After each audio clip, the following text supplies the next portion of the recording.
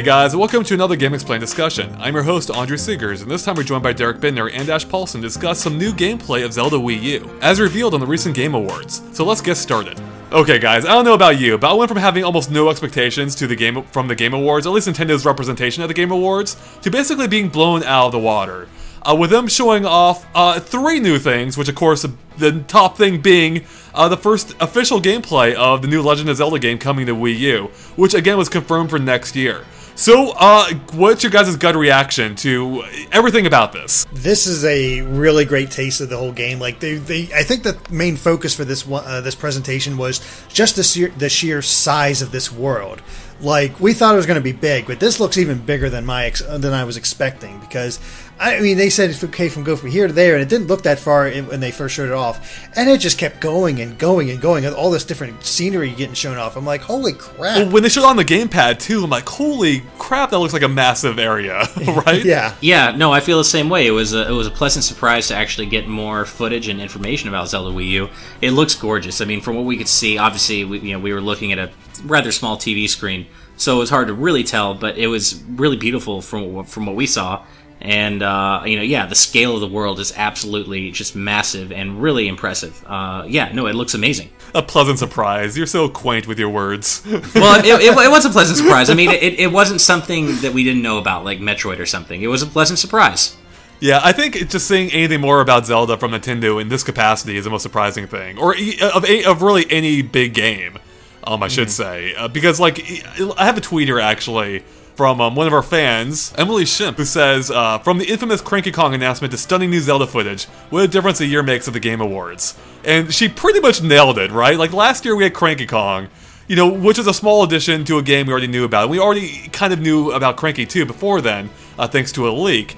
And here we are a year later, and Nintendo showing off the first official gameplay, really, of a game that, that we barely know anything about, at a non-Nintendo event. That to me is just kind of crazy in of itself. Well, that's the sort of the big thing about these Game Awards, is that it was mostly indie games, a little bit of Sony, and then Nintendo, and they kind of stole the show by ending it off with Zelda. I mean, obviously they knew it was a big thing. You could just see Keighley chomping at the bit to try to get to this announcement. Like, they talked about Project Steam, and I could just see Keighley's eyes just glazing over as soon as Reggie started talking about it. But you got that big reveal coming, and Keighley was all excited.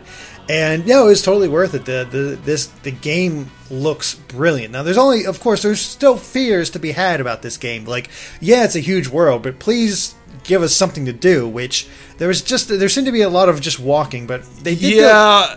That's my concern. So, gut reaction, I loved it. When you think about it a little bit more, it's like we didn't really see that much going on in that world when he's like running around. Like, I did have like a little bit of. It did have like almost a little bit of a hint of like, kind of like a generic overworld, right? Like where there's a bunch of trees and grass, like Twilight Princess's Hyrule Field. I will say I actually had a different concern, and this may kind of speak to why I was just not completely blown away by everything. I got a Skyrim vibe from it, which is fine. Skyrim is a great game, but what I don't want from this new Zelda is for them to sacrifice storytelling in favor of world building. I don't want them to create this giant, huge world for us to explore and then throw an actual linear story like narrative out the window. I'm afraid that's what could happen, and I'm not saying that will happen. I of course don't know, but usually big explorable game worlds like that come hand in hand with less of a focus on story, and I don't want that to happen. No, I share your concern there. Not quite. It's not really time yet for me to put those concerns to thoughts, though, just because we haven't heard anything about the story yet. Right. For this new Zelda game, and there's still a lot of intrigue here for me as far as like what the story could be, because we had a lot of ideas and stuff of what they might try to do with the game with the first reveal at E3. But the thing I noticed right away is that, and it was kind of hard to see because of the way the footage was shown on that smaller TV. But Link had a hood the entire time. I think he takes off at one point, doesn't he? I think when he's running. I thought he did. He might have, but I didn't see it. But it strikes me as odd is that, he's much more of an archer this time around. Like, much more of an archer. Like, he always has the little bow thing at his back along with the shield. It's not, he carries around a bow sometimes, but he's always been kind of hidden. Mm-hmm. It's always the sword and shield that's most prominent. Here, the bow is right there at his back. You can see him pull it out. They have this new QuickTime feature for him, and don't call it that. Yeah, please don't call it that. But I did like that kind Bullet of slow time, motion okay. jumping off the horse thing. That was really cool. Well, that actually is what surprised me most, I think, is, because before they had said what we saw at E3, I guess technically was gameplay as well. But it was hard to get that sense from the way they presented it. And I didn't understand how they were going to roll that into the gameplay exactly. I'm like, yeah, they're probably embellishing the idea a little bit. And here we are. We see them actually using that vaulting mechanic. Sure enough, in actual gameplay, and that to me is very surprising. It's something I can't think of anything similar in a Zelda game before like that. No, I can't really either. And I mean, I have to say, I did like it. It was kind of it was acrobatic and kind of fun, and not what you'd expect to see in a Zelda game, which is, I think, why it stood out.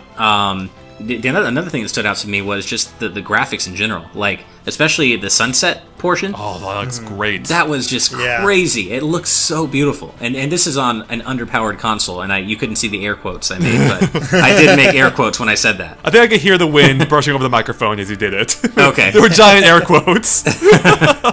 Oh, jeez. Well, speaking of the air, actually, the part I really liked is when Link jumped off the cliff and activated his the sail item, the cloth sailcloth. The sailcloth. I like how I hit on both words there. The sailcloth, and the freedom that he now has, or seemingly at least. I mean, who knows? Maybe it makes no difference at all. But compare that to Skyward Sword, where when you jumped off a cliff, all it did was slow your descent. Basically, there was almost nothing you could do with it. Here, it seems like it'll actually provide you with some options. Some places you can actually choose where you want to go, especially when you're jumping from a height like that. Where you actually will be able to get some serious distance from it, seemingly. It didn't seem that different from the Deku Leaf, did it? From the Wind Waker? It does seem similar to that. Yeah, that's true. Yeah. And that's actually what I was about to say, is that I'm actually getting a strong Wind Waker vibe from this game. Like, it's a Wind Waker on land is what I'm getting. Oh, don't say that. No, that's great. I love that. Wind Waker is my favorite game. Well, Wind Waker HD was a great game. In general. But no, I mean, even to HD specifically, because they have the whole sailcloth thing, which is similar to the Deku Leaf. That's sort of surface level sort of stuff. Specifically, Epona, though, or the horse, because they just call it the horse. They didn't say Epona. They talked about how it won't run into trees. It actually has a bit of an AI to avoid trees. That way you can check out the map and do other stuff while you're riding to your destination. Like, he just wasn't touching the gamepad at all during that section, at least not the control sticks, and he was still making good progress. And that's incredibly similar to sailing in Wind Waker HD. And just, you could, as you were sailing along, it took you a little bit of time, but you could also manage your items or check out other stuff or just, keep yourself occupied. And I hope they keep the world, full of things to do, but I do like the idea that you can, have a little bit of breathing room while you're riding your horse to manage other stuff as well. And I love that they're putting those Wind Waker elements into this game. See, that's why I'm confused by your statement, though. If you want things to do in the world, then by definition, it can't be like Wind Waker, which is just a giant ocean of nothingness. So what I'm getting at is, I like the idea of that. I hope they improve it vastly in this game. Well, they definitely. I don't doubt that they will. This is stuff that can be improved, especially since you're on land. Ocean, you're kind of limited how much they can do. They even admitted that the reason they used the ocean is that it made it seem big, but there wasn't quite as much to do. Right. Which is, there's still plenty to do, but not quite as much. And here, they even said, did we pass by a dungeon? Is this a dungeon entrance? And they're like, yeah, it's whatever. And they just kept going. Right. Now, I know it's way too early for speculation like this, but I have to ask a question, and that is Link's use of the sailcloth. Could that possibly hint at a at a timeline connection to Skyward Sword here? It's possible. I'm thinking just from an early speculation point. I'm thinking this could take place right after Skyward Sword, after when they're on this new land of Hyrule before it has actually become Hyrule. Mm-hmm. It would make sense to have this sort of untamed wilds that you have to conquer. Yeah, that's kind of the vibe I'm getting. It would make sense. I wouldn't be surprised if they do try to connect more of the Zelda games together moving forward than the kind of scattershot approach they've taken. Right. Yeah, because I can't really quite, unless it's the new Hyrule stuff, I can't really see any other place that this would fit in right now. But of course, we don't have any elements. We don't even have a damn title. Yeah. Yet, no, right, yeah. And it's sort of incredible. It's we're scattershot here because we don't really have. We're just talking about whatever interests us. But do you guys really think this is going to come out next year, 2015? I think on one hand, they have to. On the other hand, it's Zelda, and Nintendo's no stranger to delaying those games. No. But I think they will hit next year, and I think they have to. Really, I think they will. I think they also have to, unless there's some other big Wii U title in development that'll be revealed at E3 that then becomes the Wii U's big holiday title. I think this has to be it. I mean, they basically have to have this come out next year because, as far as you know, it's the Wii U's only big holiday title. And you know, as many times as we thought Smash Brothers might get delayed into 2015, it didn't because they really needed to have it out. And it's the same thing next year. They can't go through the holiday without a couple of big titles, and Zelda perfectly fits the bill. Well, and they did announce too that Star Fox is coming out before Zelda as well. Yeah, I'm seeing that as maybe a late summer release, kind of like occupying the Hyrule Warriors slot. Yeah, that's what I see too. Yeah. It would make sense to have like a sort of a Hyrule Warriors like level game in there where it's good and popular, but it's not quite the big holiday seller that Smash/Zelda Wii U is. Right. So it definitely makes sense. Another interesting thing I just thought of is no motion controls other than the gamepad like moving the camera around for aiming the arrows, which I'm going to assume that's optional. Well, that's true, but we haven't seen the sword controls yet. True, but do you really think they're going to switch from gamepad to like Wii remote and shield? Yeah, I don't see that happening. The most I can see is maybe them having you use the gamepad as Link's shield and putting more of an emphasis on defense, but I have to say, I mean, it does look like they're getting rid of the motion controls from Skyward Sword, and I realize I'm probably in the minority here, but that really sucks. I'm so sad about that, because I thought they were fantastic. I thought that was the best part of that game. I enjoyed them as well. I don't exactly miss them, but I feel it's like they give sort of Skyward Sword its own flavor. I don't need it for every game, so I don't mind that it's missing, and since it does seem to have more of an archery focus, going to the gamepad and using it for archery does make a bit more sense. That's true, yeah. I don't know, it's just going back to pressing A to swing the sword just feels like such a huge step back to me now. I don't think so. I thought it was fine for Skyward Sword. I felt like they pretty much exhausted the possibility of that. Like, by the end of the game, I'm tired of having to, or put my sword in a certain manner to attack this enemy. But I mean, moving forward, I don't want to deal with that again. Right. So I'm definitely fine with going back to how it used to work. Especially because, even though I thought the controls did work well in Skyward Sword, they still had their limits. Like, there would still be points where it wouldn't quite recognize what you did. Or you had to play in a very specific way in order for the game to consistently recognize your movements. See, I don't know. I didn't have that experience. I played comfortably. I sat how I wanted to, and I never had Link, spaz out with the sword. I didn't have trouble bomb rolling. Like, I had a perfectly pleasant experience with that game. I don't know. It's weird. I do wonder how I'll like the arrow controls, though. I have typically liked how Nintendo's handled first-person stuff so far on the Wii U and 3DS. So that actually could be really cool. And it does move into a first-person view on the TV as well. So I think that that could work. I don't know. It has me intrigued. Like we really don't much. I mean, take for example how they first showed off Skyward Sword. They just showed a poster of Link and Fi, and that's all you really knew about it. And then you started slowly getting the gameplay. This is the opposite. We're getting pure gameplay here first. This is it definitely seems like the focus on this world is going to be the big star here, which to Ash is a bit of a might be a lead to a bad thing where the story sort of gets left behind. I'm a bit more hopeful because the story has become bigger and more important as the games go along. So I don't know. I'm curious how it's all going to shape up, but there definitely seems to be a greater focus on the world and having stuff to do in this world, or at least having a purpose to explore this world in any way you want to. Yeah, I'm definitely more interested in the gameplay than I am the story. I with few exceptions, I have not really cared about the story in Zelda games. Majora's Mask being a key exception.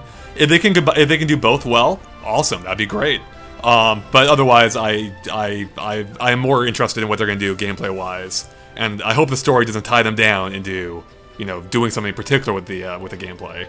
I don't know. To me, like Zelda hit a new height, really, and really a lot of gaming in general hit a new height in storytelling with Wind Waker. I thought Wind Waker had a really brilliantly presented and told story, and it was really poignant.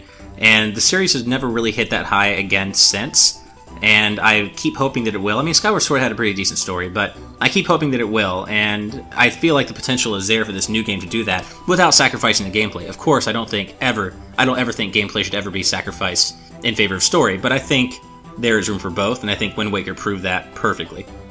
Well, I guess they've already kind of played this idea of having a more open gameplay style combined with a story in Between Worlds, right? That's true, but the story did some. Well, no, I guess no. The story was okay in that. So yeah, it didn't suffer too much with Link Between Worlds' open world gameplay.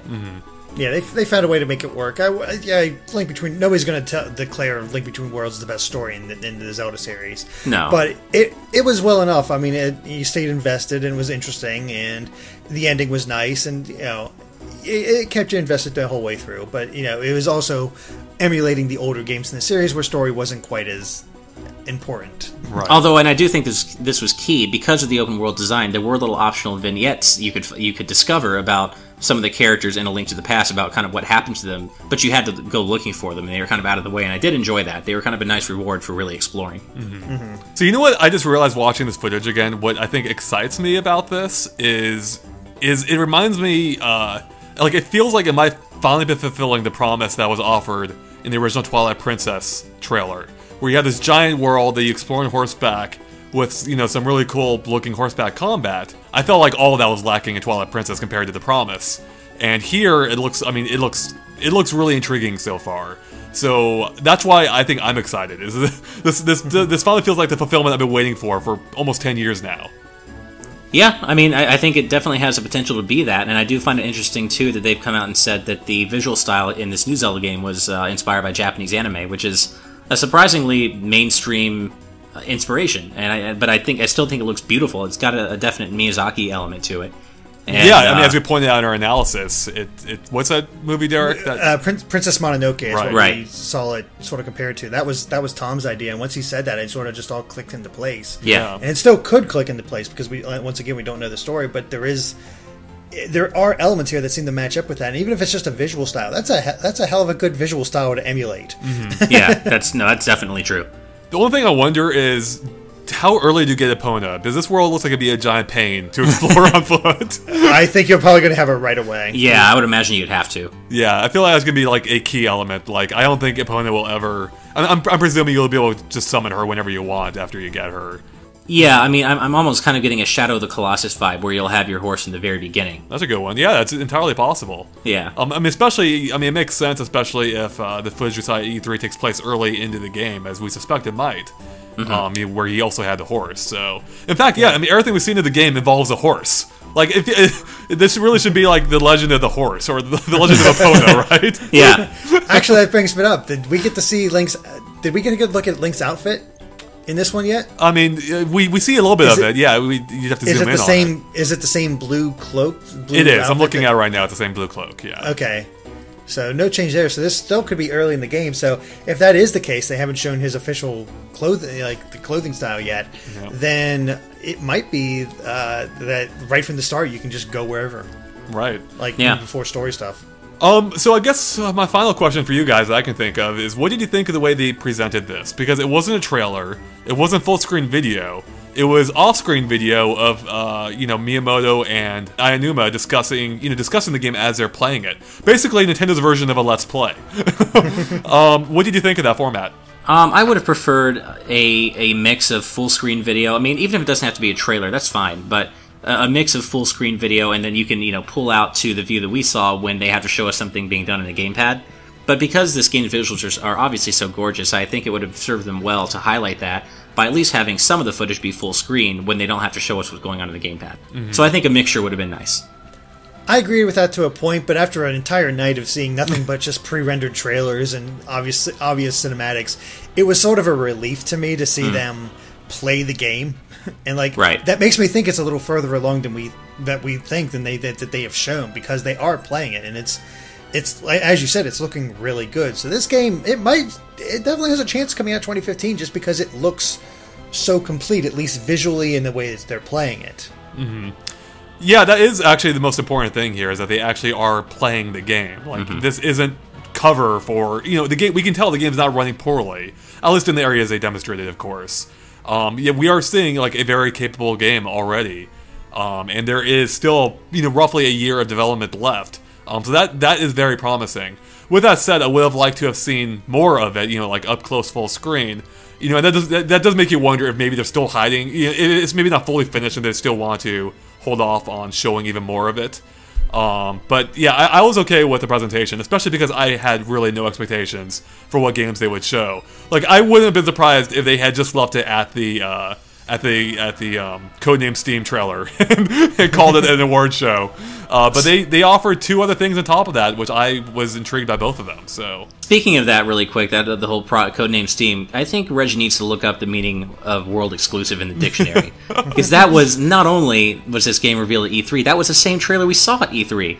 Was it? I'm pretty sure it was, wasn't it? I don't think. No, they didn't show off the multiplayer in the E3. Oh, okay, then my bad. I guess it was cobbled together from. This is a world premiere new trailer. So that's so weird. I was so excited. I was so hyped. Like, what are they going to show? What are they going to show? And then it's a game we've already seen. I mean, come on. I was excited. We got a release date for it. I tell you, I love that game, and I love the fact that it has online. So grumble, grumble, grumble. Spoiled, spoiled, spoiled. It's true. I am. Alright, do you guys have any final thoughts at all about the Zelda trailer, or Zelda gameplay, I should say, that we haven't discussed yet, or anything else you wanted to bring up? I could say that the English narration for Miyamoto and Aonuma's talking was really awkward. It was so awkward. Well, and I noticed that whoever was speaking for them pronounced Epona's name as Epona. Is that actually it? I always thought it was Epona. Oh god, I don't need to know this right now. I don't know. It doesn't matter. No, you're right. I've already seen people like grasping onto the whole like the horse. Normal horses don't run into trees comments, so that's already becoming a thing. So, But no, I like that element. I like that the horse sort of just takes care of itself because it makes sense for horses. Yeah, it makes complete sense. It is like a horse in real life. Yeah, definitely. I did like that. Yeah, they just won't stupidly run into walls. So no, that is cool, and I am intrigued by. As you mentioned, the gamepad element, like Wind Waker HD, which I thought greatly enhanced that game, actually giving you something to do on the ocean. So I'm looking forward to what all you'll be able to do while horseback. Maybe you'll have like an inventory you can actually arrange, and I guess kind of like Wind Waker HD again, right? I guess to some degree. Right. Yeah. Actually, one other thing we forgot to mention: you can pick apples in this game. Oh, that's right. And eat apples. Okay, so here's a weird thing. That's actually something that kind of concerns me, right? It's like one of those like pointless things you can do in an open world game. Right. It's like, oh no, oh no.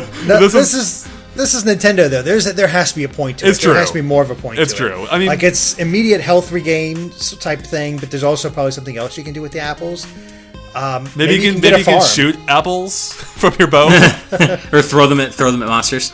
Yeah, like Aladdin and Sega in the Genesis game. Yeah. Yeah. I think just overall, as long as it doesn't become The Legend of Skyrim, I'll be really happy. Yeah, I mean that's it. It really is balancing the elements of the open world with the Zelda, with the usual Zelda gameplay.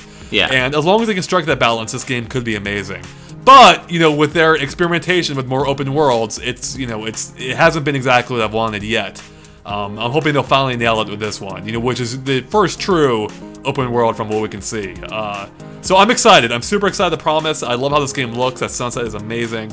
I still have my hesitations, but I so far I've liked what they've shown.